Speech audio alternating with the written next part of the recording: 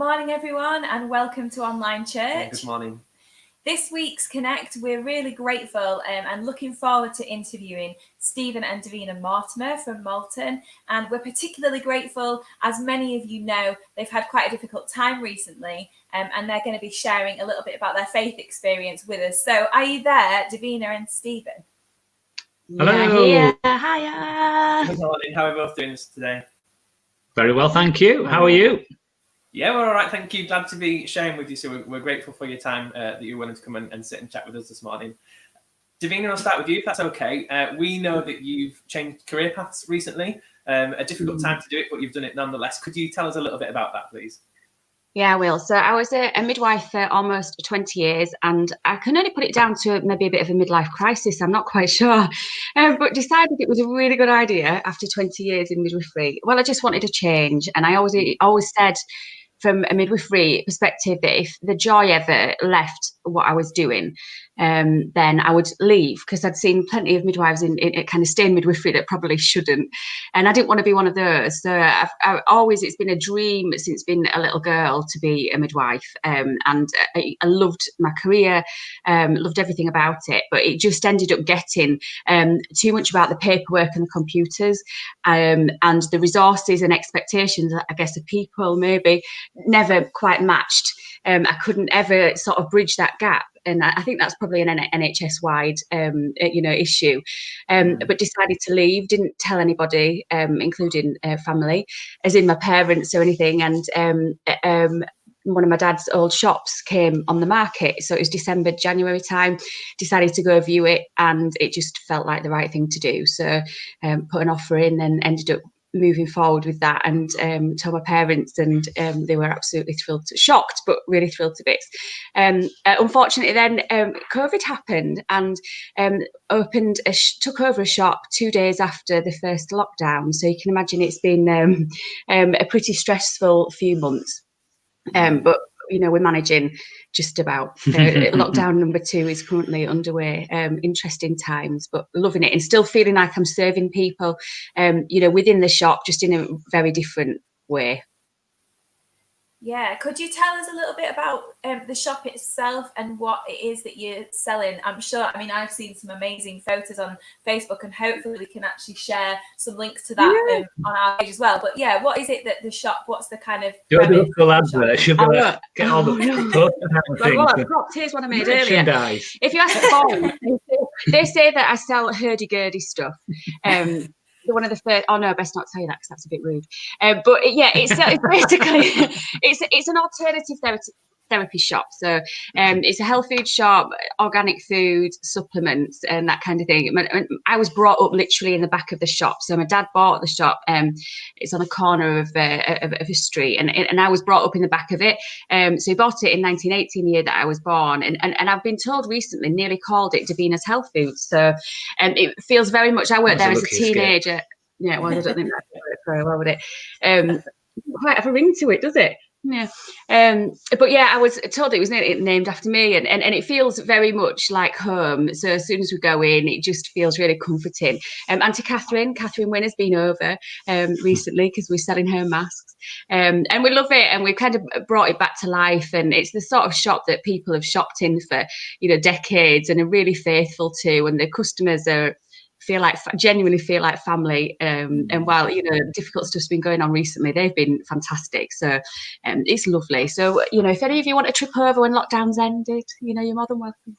Absolutely, and don't feel ashamed about that plug. I think you absolutely use this moment. You've got the opportunity. So yeah, we'll definitely share some more detail about that. So Steve, then, what are some of the challenges that you face? We know that you work in a primary school, and obviously so does Matthew, so you have that in common.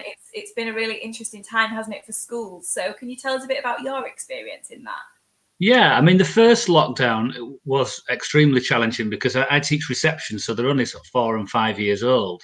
So to try and replicate what you do in the classroom in a home environment, although the children, of course, have got playthings at home, it's very different to the way that you sort of structured learning through play. So that was really quite challenging, and also juggling the whole home life balance, as I guess for everybody that was the main challenge.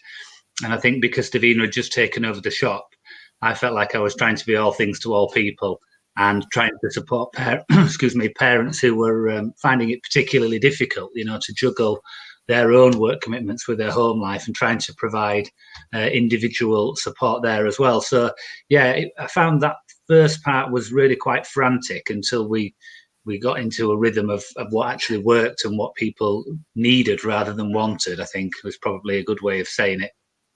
And then in this second lockdown, unfortunately for the past 2 weeks, our school's been closed due to a high number of cases and inadequate numbers of staff to keep it open from a safeguarding point of view. So I've been working from home again and recording YouTube videos, and I've got every admiration for Simon doing what he does with the tech, because I just cannot make it work, and I think, Matthew, in the classroom, it often feels quite natural and automatic because we've been doing it for a long time. But in front of a camera, I'm just so wooden, and it takes such a lot of attempts to make it seem like it's working. So maybe live teaching is a way forward, because trying to record videos, that's been a real challenge. And certainly, like I said, just a juggling act of things at home. That's been slightly easier in this second lockdown because my own children were in school. So there's been a little bit more flexibility other than the dog bringing me its toy. It's been really hard because he's had to learn how to use an iron for the first time in his life. So I think it'll be at the top of the challenge list. Yeah, it's really hard. I thought it was a surfboard all these years.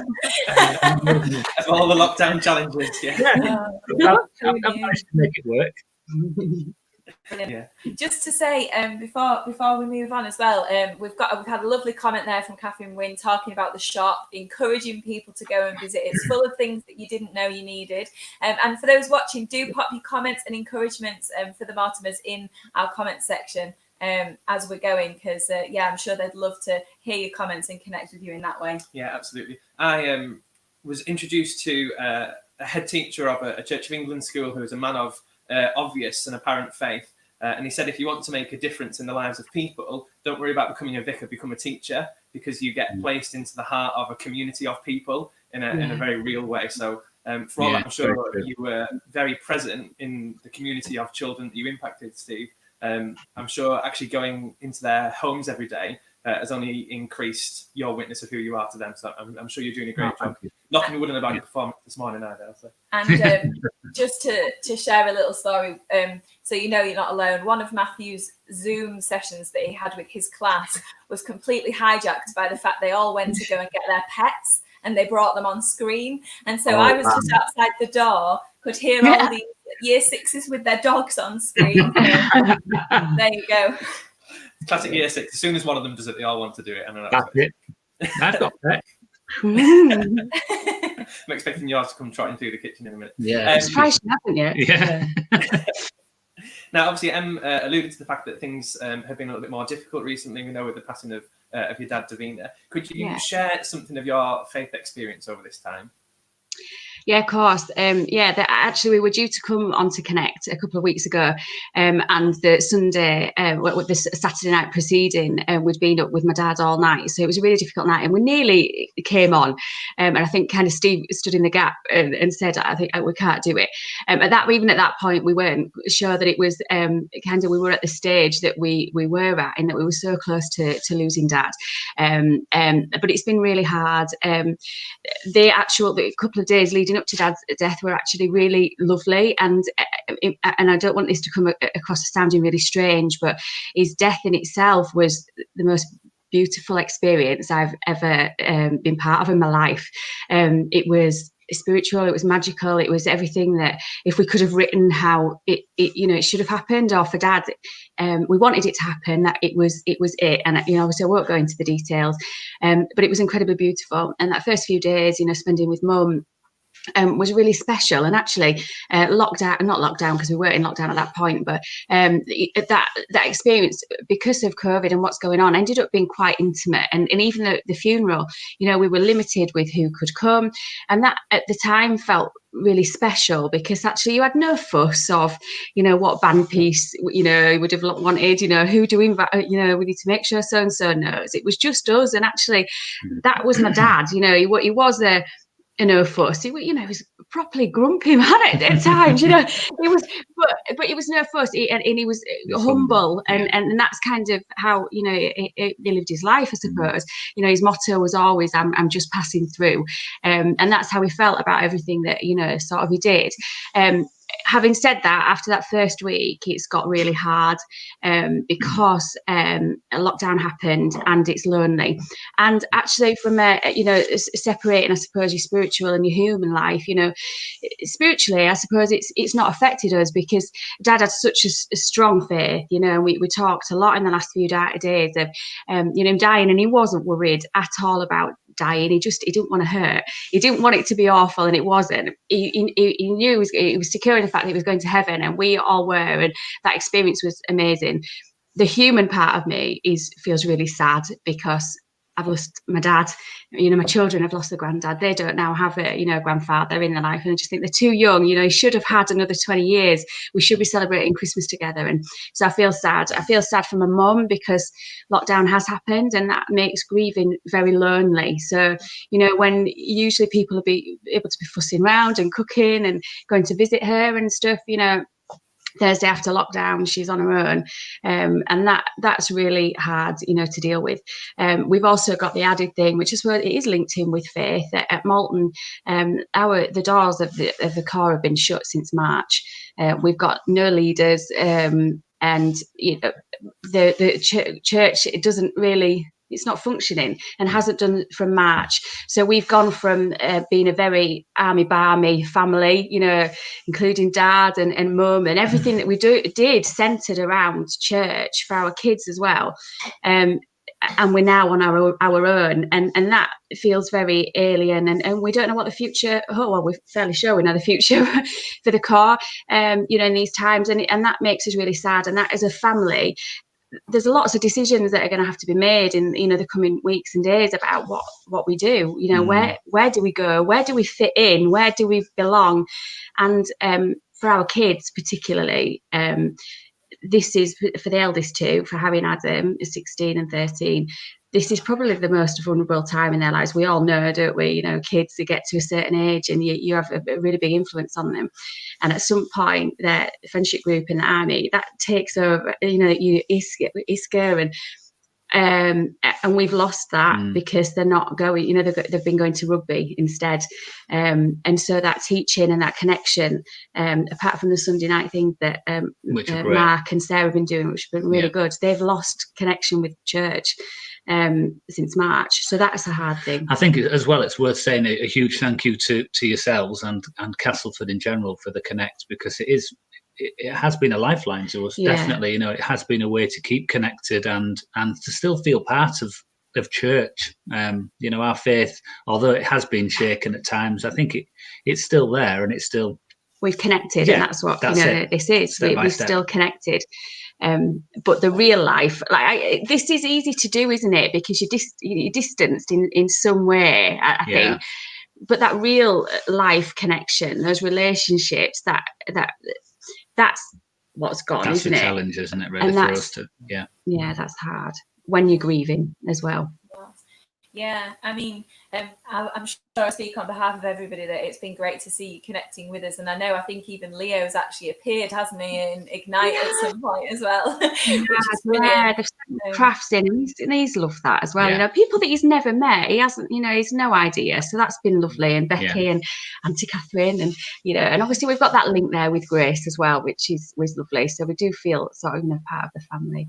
Yeah, I want to just quickly draw your attention. I'm sure you might have seen it cropping up, but a lovely memory there that David Thompson shared about Dad, which says, I billeted with Ian once or twice with Castleford Whitey Band. He accidentally locked himself in the bathroom on one occasion, and we had to get our hosts to get him out. There you go. For our next question then, do you have a piece of music and or scripture that you'd like to share with us? I'll go first, maybe with the scripture. It's one that's very, very close to us and has been for a number of years, and it's Psalm 91. I believe it's been mentioned a few times actually during the Connects in the past few months. And it says, "He who dwells in the shelter of the Most High will rest in the shadow of the Almighty.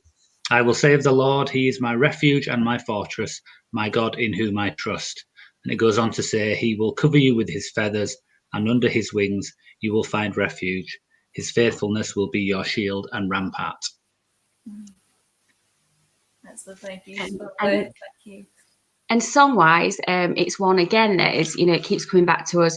And it was a song that we sang in the good old days at ISCA, our music school, when we were there, with Leslie Nicholson, I think it was at the time. And it's His Strength is Perfect. And it's not a band piece, which is amazing, isn't it? Really? Well, no, but it kept coming to me as well, which was, there we go. Dear me, unusual. But the words are, I can do all things through Christ who gives me strength, but sometimes I wonder what he can do through me. No great success to show, no glory of my own, yet in my weakness he is there to let me know that his strength is perfect when our strength is gone. He'll carry us when we can't carry on. Raised in his power, the weak become strong. His strength is perfect. And then this bit, I think for me, particularly at the minute, and us as a family, we can only know the power that he holds when we truly see how deep our weakness goes. His strength in us begins when ours comes to an end. He hears our humble cry and proves again that his strength is perfect when our strength is gone. That's so lovely. I remember singing that myself actually at ISCA, and I wonder, probably I was about 11 or 12 at the time. But yeah, those words are amazing, and they echo what we spoke about last week with Major Ken when he talked about, when we reach the end of our hoarded resources, the Father's full giving his only begun. And yeah, those are beautiful words. I'm sure will strengthen many this morning. And some really lovely comments coming through for you there that say, Davina, thank you for sharing with us. You're very courageous to open your heart so honestly, and to hear about your faith is so encouraging.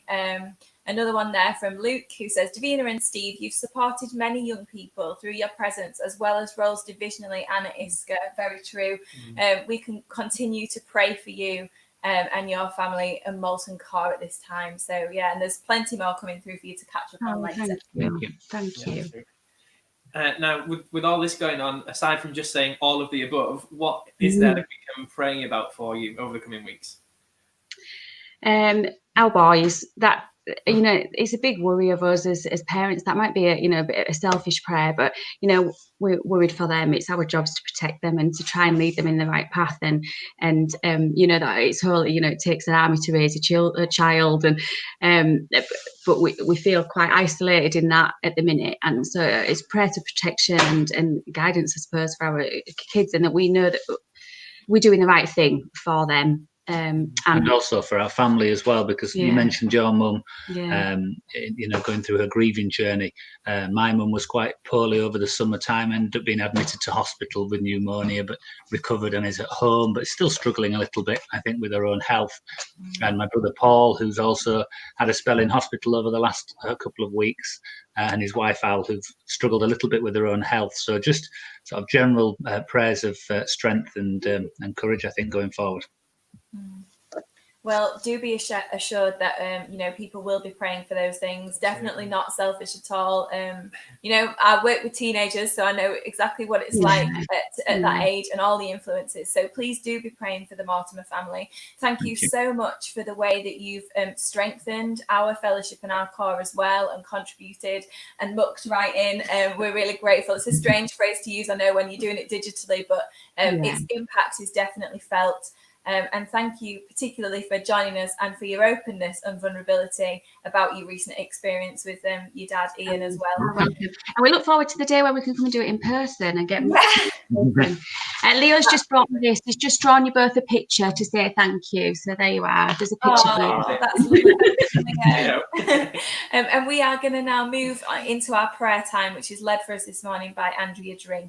Thank you so much, Mortimers. Take care. See you. Thank you. Bye. Bye.